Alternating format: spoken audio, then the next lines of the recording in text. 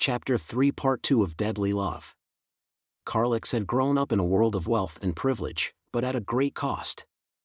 His family had never been one of love or understanding. Instead, it had been built on lies, power, and manipulation.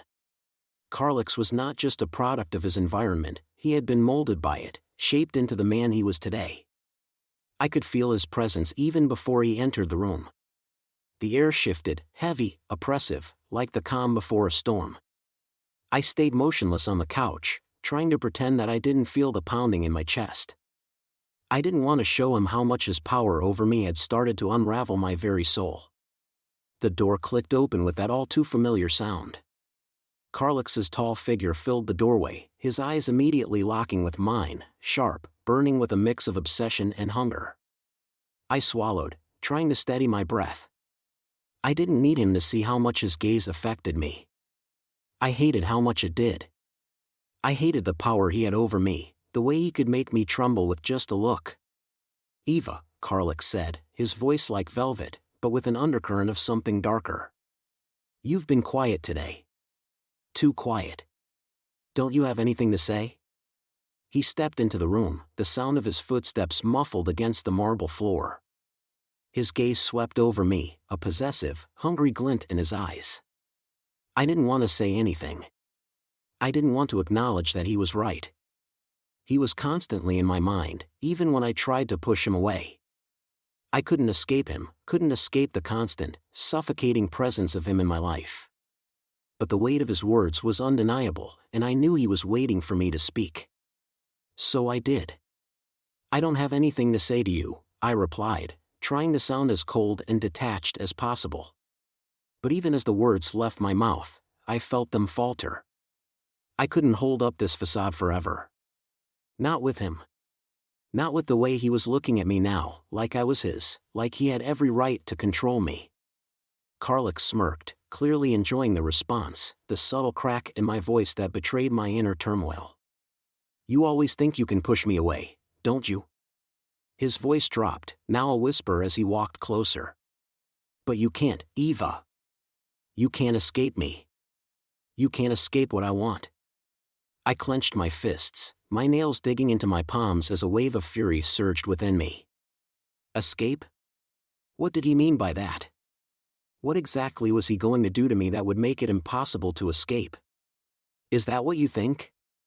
I finally said, my voice rising with a mixture of anger and desperation. "You think I want this? I never wanted this." I stood abruptly, my legs shaking beneath me. "I never asked for any of this." Carlix didn't flinch at my outburst.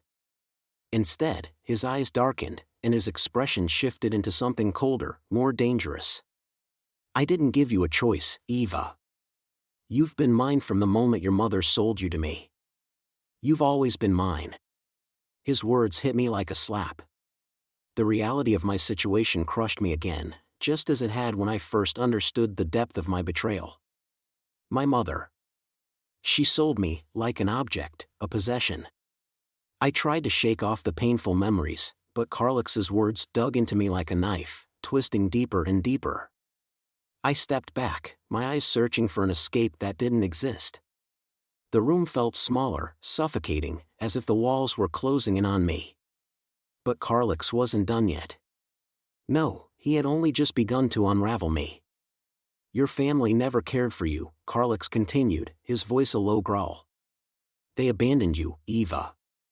You're nothing to them. But you're everything to me."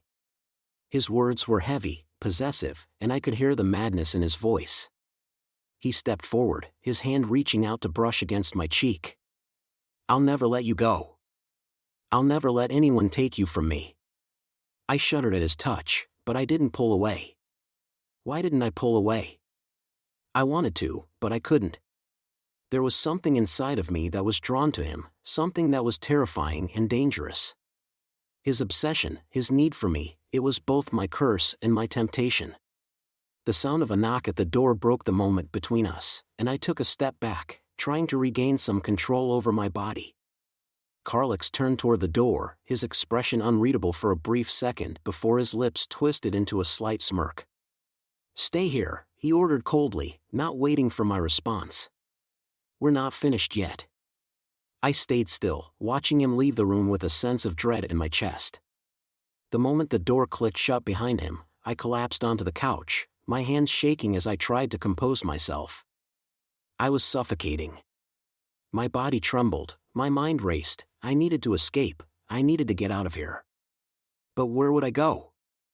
As the door opened once again, I braced myself for whatever would come next. Carlix entered with a figure behind him, someone I hadn't expected.